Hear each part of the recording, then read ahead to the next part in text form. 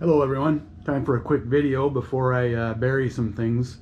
Haven't made a whole lot of progress, at least not a lot of visible progress. I tore the whole front end apart, the cooling system, to do some work on the inner cowling to mitigate sound and heat.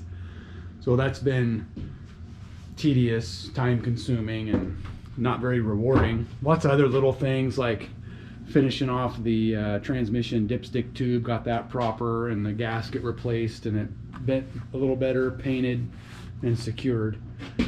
And then it's been just heat and noise insulation.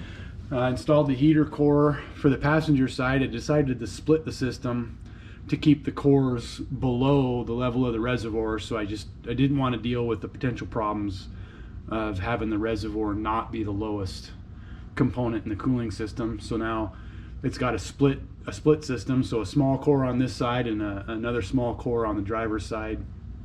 I'll split the airflow after it comes out of the air conditioning evaporator, and then dampers, the servo motors that originally altered airflow to either bypass or flow through the heater core.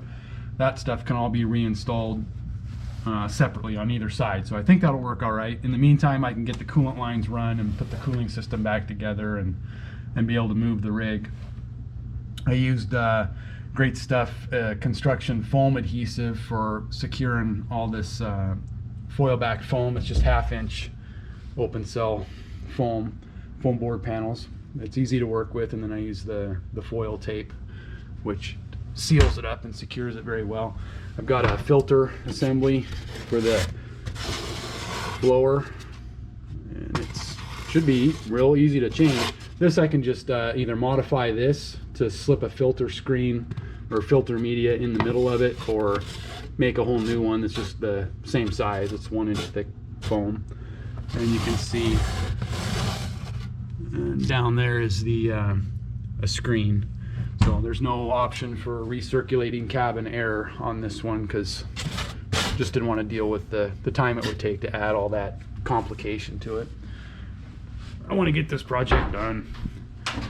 The driver's side heater core is back in there, and then I've got a add some foam in there to prevent the aluminum from getting too hot, because they don't throttle coolant flow through the heater cores on the Chevy. It just you just control temperature with airflow, not coolant flow, so it just flows through there all the time. The heater cores stay hot, so keeping that aluminum cool so my feet stay cool in the summertime is important.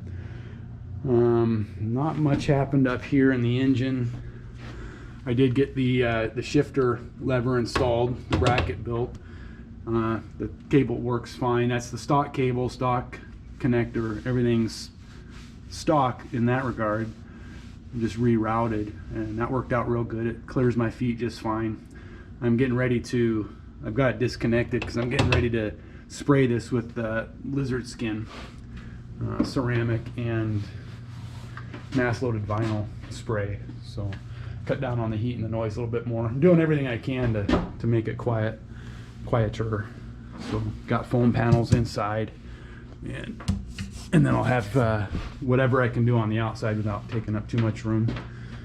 And then I'll jump back into, once I get the cooling system back in, I can finish off the routing for the air conditioning components.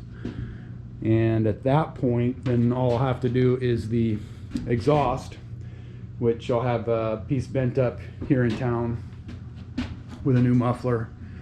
And I've decided, rather than try to route the exhaust through this mess and out the back, I'm going to turn before the front, or in front of the rear tire, and follow the body on the inside up and around, and then pop through I'll build a flange, stainless steel flange that goes through the roof with both the engine exhaust, 3-inch engine exhaust pipe, and then a 2-inch exhaust pipe for the diesel hydronic furnace, which will be in a small compartment down here.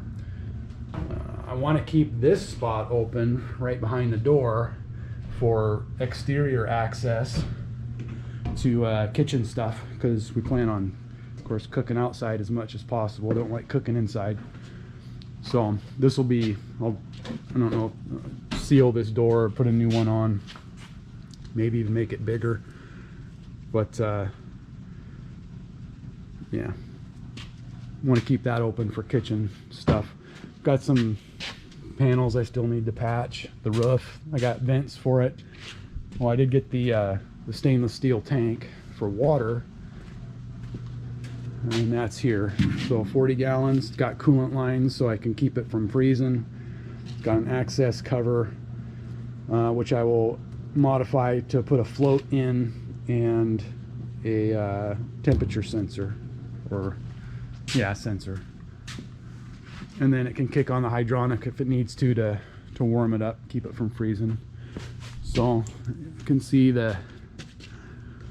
well, starting to get the radiators back in. I didn't like the way this aluminum bracket worked out, so I'm going to ditch it, and I'm going to come off of this core support and body support off the front and grab the bottom of the radiator to support it. Running the lines for the coolant for the heater cores. Here's where it pops out for the firewall here. I ended up having to cut the side of my firewall. These buckets where your feet go are kind of in this area, and I ended up cutting a hole in the bottom and a hole in the top, and then I had to seal it up. So that's what these new rivets are for. And now the airflow for the HVAC on the driver's side, because I just had no room with the steering column and the gas pedal to route heat that direct. I just had to come outside the body, or outside the firewall, so it's actually a channel between the body and the top and bottom of the firewall area. And then after I get the exhaust in, and bump stops, I got to do my rear bump stops and inner fenders. Once that work's done, I can jump into the floor structure, which I think is going to go fast. I've got a 20-foot or 19-foot by 7-foot structural panel, which is a foam core with a honeycomb on each side and a non-skid gel coat on each side.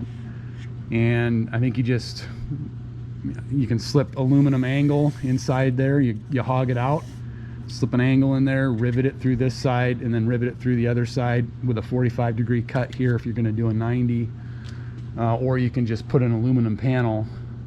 If you're going to butt up against the wall, you could just put an aluminum here and then rivet through both top and bottom. It should be very secure and very quick, and you can span. I mean, everything I've got in there for spans will be able to be handled by that panel, so I don't have to do any structural reinforcing underneath to support it. So kind of excited about that. Found it on Craigslist, and hopefully very soon I will be doing the floor. I'll get the grill assembly back together, and I got to get bumpers made, or at least the aluminum cut out, and then I'm going to weld them together. I just want it to stick out far enough for me to stand on so I can clean the window, and make room for a winch. I don't think I'll put the winch in this year just because of time. That'd be a next winter project. I've never really needed a winch, so I don't know if I need to put it on there or not. I might not. We'll see. So that's it. Making a little bit of progress. Hard to tell. I'd really like to get it on the road, so stay tuned. Thanks. Bye.